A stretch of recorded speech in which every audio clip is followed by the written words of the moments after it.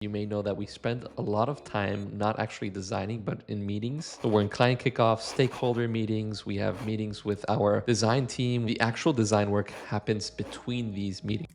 Hey, so we've been drawing a lot of boxes, and now we're moving on to cylinders, which, funny enough, also involves boxes. Cylinders are really important to learn because a lot of things are cylindrical. Arms, legs, car tires, whoopee cushions, kind of. When it's flattened, it's basically an oval. Or is it an ellipse? Ovals versus ellipses. A lot of people seem to be confused about the difference between the two, so let's get that out of the way. All ellipses are ovals, but not all ovals are ellipses. This oval is also an ellipse, but this egg-like oval is not an ellipse. Ellipses must have 4 equal quadrants. Ellipses have a mathematical definition, blah, blah, blah. Let's learn about ellipses. If you can't remember, you can just say oval, and you'll be right. If you want to be specific, you can call it an ellipse if it passes the fold test. If you fold the ellipse along the longest part, and then again perpendicular to it, you can see that the 4 quadrants align perfectly. And by the way, the longest line is called the major axis, and the short line is same thing. When we're talking about ellipses in the context of perspective drawing, we're referring to circles tilted in 3D space. They're foreshortened circles. As I tilt it more and more, it gets foreshortened until it becomes a line, just like a plane of a box would. When I look at this record from straight on, we see a perfect circle and the axes cross right in the middle. When I tilt the record, the circle becomes an ellipse. But watch what happens to the long axis. It doesn't cross the center of the record? Well, this makes sense because the closer half appears bigger than the farther half. But the unintuitive part of this is that the ellipse stays symmetrical 2-dimensionally. So don't try to draw one of these weirdo trapezoid ovals with the long axis crossing the center, because that oval, that's not an ellipse. But let's go back for a second. What about the minor axis?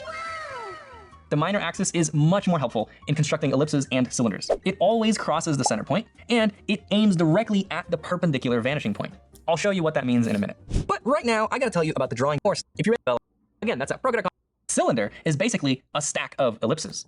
You'll sometimes see artists drawing these cross-contour curves around a cylindrical form, like an arm or a leg. We're thinking about what the ellipse looks like at that cross-section of the cylinder. When we're drawing a cylinder, we don't need to think of the ellipse at every cross-section, but we at least need the 2 ends. The angle of the minor axis tells us where the stacking ellipses should go. Let's head over to the gym for a second. Hey, no recording, no recording. Step out. Let's look at this photo of a barbell. Notice how the ellipse of the plate isn't vertical. It's angled slightly this way, so that the minor axis is perfectly aligned with the bar. So the minor axis also happens to be the z-axis leading to the vanishing point. The same goes for wheels on a car. Unless the wheels are turning, then not. On the other end of the barbell, the minor and major axes will be the same. Then we just grab the ellipse from this side, move it over here, and wait, what? Looks like the ellipse gets wider as it moves away from us because we're seeing that circle plane more straight on. To figure out exactly how much wider, we're gonna need a box. Drawing a cylinder in a box. It might be easier to draw a box in perspective and then fit a cylinder in it, or not. They're both hard, but it's at least gonna help us understand what's going on. And with practice, it'll become more intuitive. Remember, this course isn't about making it perfectly accurate inside of a square. Now, when I tilt this in any direction, the square foreshortens and the edges converge, all that fun stuff. The circle stays tightly inside of the square. It's not going anywhere. And in order to stay tightly inside of that square, it needs to get wider and narrower and tilt in certain angles. Let me show you. So I'm gonna start with a box, and I'll start with one plane. And now I'm trying to make sure I keep this box as much of a square plane as I can. So I don't make this too long or too short. I wanna make it just where I think it indicates a perfect square. And I'm just doing this by intuition here. I feel like that feels like a square in perspective to me. And that will extend this way, and I'll worry about the other end later. Right now, let's figure out how to fit an ellipse inside of this plane. Now there's a few clues that I can identify that will tell me some things about this ellipse. So first of all, a circle inside of a square always touches the square right at the middle of every edge, right? So there's these 4 points where the circle and the square touch. How can we find those 4 points on here, right? I'm not gonna just kind of eyeball it. I mean, I absolutely could depending on how quickly I'm trying to draw this. But if I wanted to get it as close as I can, and if there's some extreme foreshortening going on, it's not much in this one, but if there was, I would draw an X, and that tells me the exact midpoint. And now I'll just draw from that both of these axes, and that tells me that the middle is here and here. Same thing this way, here and here. The closer halves are a little bit bigger than the farther ones, so they get smaller and smaller as they go away from us. So now we know 4 points where that ellipse has to touch. We also know that the minor axis of this ellipse has to be at the same line as this, same angle. And I know that it's gonna cross this center point.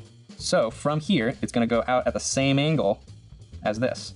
So there's the minor axis. And I know that the major axis is going to be perpendicular to that. Close enough. We'll have to force it in there. So now I know that it has to be the shortest around here and the longest somewhere along here. So now I know kind of roughly about 8 points of where I have to cross. So I'm going to lightly, very lightly kind of sketch in what I think the ellipse will be. There you go. So see how the major axis, or the part where it is longest, is at this angle. The minor axis is perpendicular to it, and also happens to point at that vanishing point that these length lines are going to.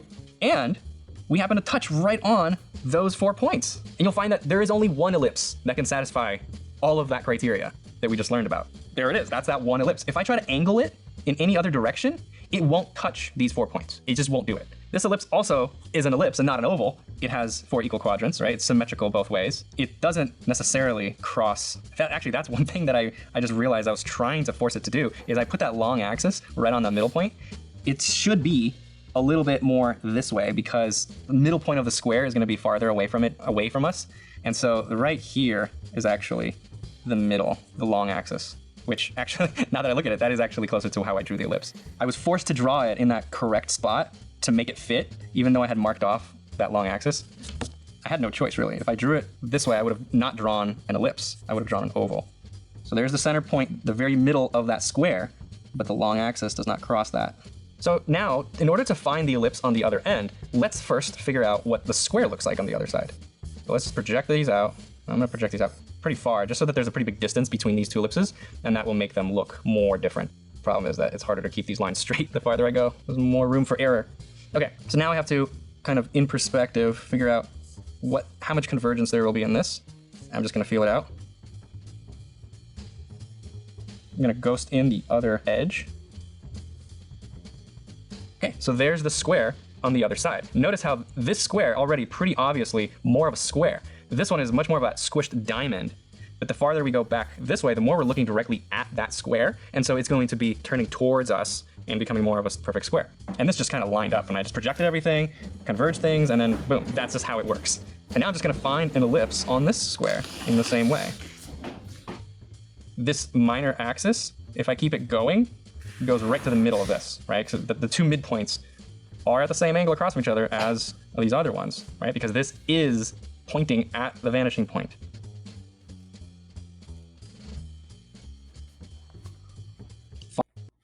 As goes right to the middle of this, right? So the two midpoints are at the same angle across.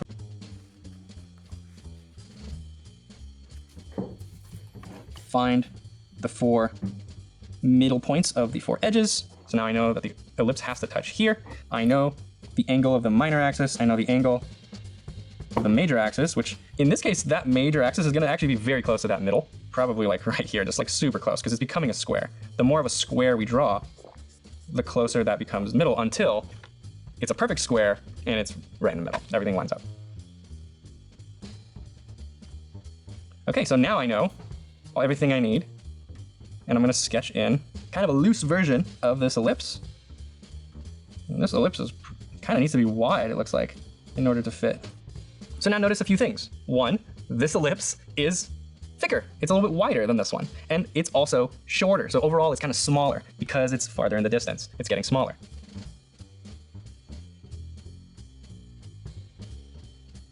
Those long straight lines are going to be the death of me. Okay, so there is a cylinder stuffed into a box as perfectly as I can do it. So do we have to draw a box every time we want to draw a cylinder? No, no. But I had to show you that so you understand how it works. And when you're drawing something, just remember 3 things. The angle of the ellipse is perfect. When you're sketching something and you don't have to be perfectly precise, just remember 3 things. The angle of the ellipse is perpendicular to the length of the cylinder. The farther end will have a wider ellipse. Practice and get a feel for how much. And the sides will converge slightly as they move away. Thank you for watching, and remember to check out the basics course. Many of the students